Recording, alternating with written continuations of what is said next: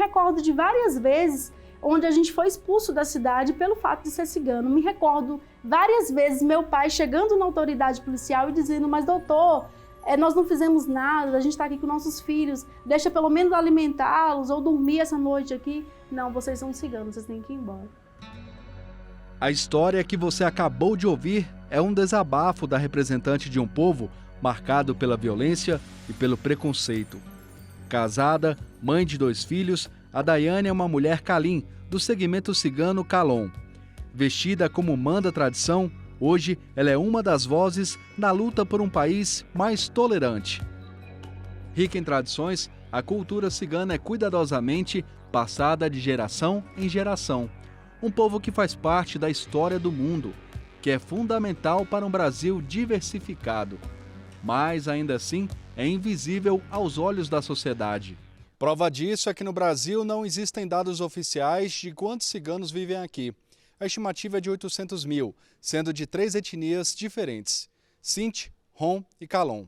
A maior parte vive na Bahia, mas, independentemente da região, uma coisa é certa: são pessoas que sofrem com a violência e o preconceito, que já começam na história. O primeiro registro dos ciganos no Brasil foi feito por volta do ano 1560, quando eles foram trazidos pelos portugueses. O motivo? Eles eram considerados indesejados pelos europeus por conta do estilo de vida. Estavam à margem da sociedade e muitas vezes tiveram sua cultura associada a criminosos. A pergunta que fica é por que tanto desrespeito? Eu acredito que o preconceito vem do não conhecer de fato, né, algo. E as pessoas não nos conhecem. E a gente queria ter a oportunidade das pessoas conhecer a riqueza, a cultura cigana, o quanto que ela é linda, o quanto somos importantes também para o país, porque fazemos parte da história cultural do país. O relato que ela fez foi apenas uma das várias situações constrangedoras que já passou simplesmente pelo fato de ser cigana. Nossas crianças da comunidade passam por isso na sala de aula. Se uma borrachinha sumiu, foi o ciganinho da sala. Mas antes sumia todos os dias um lápis, uma caneta, uma borracha. Mas se tem um cigano na localidade, foi o cigano que fez isso. Sheila é analista em antropologia e tem se dedicado ao estudo da cultura cigana. Junto com o Ministério Público Federal, tem desenvolvido um trabalho de apoio aos ciganos em ações judiciais. Um exemplo é a identificação territorial da comunidade de Souza, na Paraíba.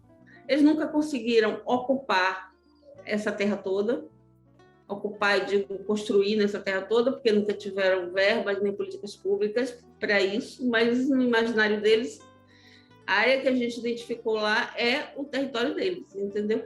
Só que Souza está expandindo, a cidade de Souza está expandindo justamente para esse lado, onde eles habitam e onde eles têm esse território imaginário que nunca foi concretizado em construções, mas que, né, foi dado de boca para eles por esse político.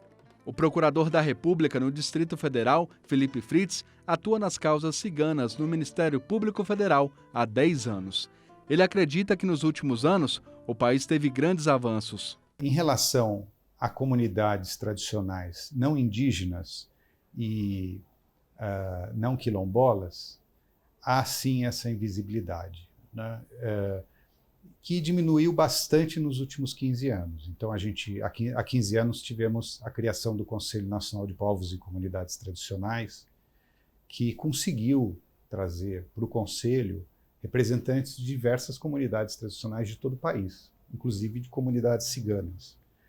E também as instituições públicas passaram a ter diversas iniciativas nas mais diversas áreas para todos os povos tradicionais, né?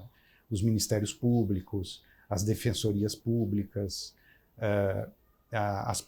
algumas polícias têm ações específicas para povos tradicionais. Eu me lembraria aqui da Polícia Rodoviária Federal, por exemplo.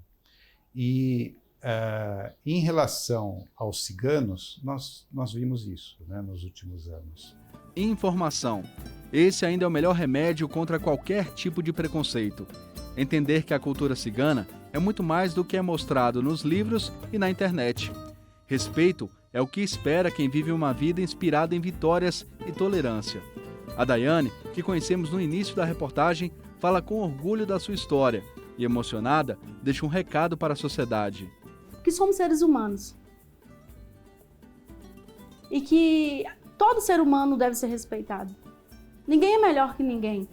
Qualquer pessoa que tenha conhecimento de qualquer desrespeito de direitos, ofensa em relação aos povos ciganos, discriminação em relação a ciganos, deve levar esses fatos para os ministérios públicos. Então, todos os ministérios públicos têm setores de atendimento ao cidadão, ou presenciais, ou pela internet, e devem descrever, colocar o local em que ocorreu, data, ou muitas vezes pedir reunião nas procuradorias, nas promotorias para levar esses fatos. Isso é extremamente importante.